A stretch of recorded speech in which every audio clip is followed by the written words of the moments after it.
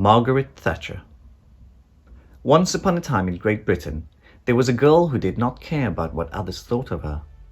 She believed in doing what she thought was right. Some people liked her for being honest. Others thought she was rude.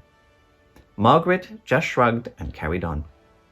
She studied chemistry and became a scientist, but her true passion was politics, so she tried to get elected to the British Parliament. The first time she did not make it, nor the second time.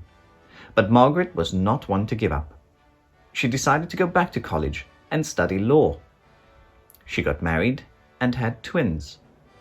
When the next elections came, she was not even considered, because the men in her party thought that the young mother would be unsuitable for life in Parliament. Finally, a few years later, her dream came true, and Margaret was elected to Parliament.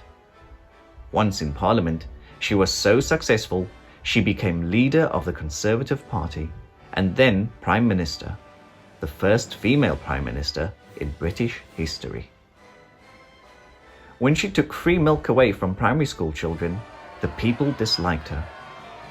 When she won the war against Argentina in the Falkland Islands, people admired her strength and determination.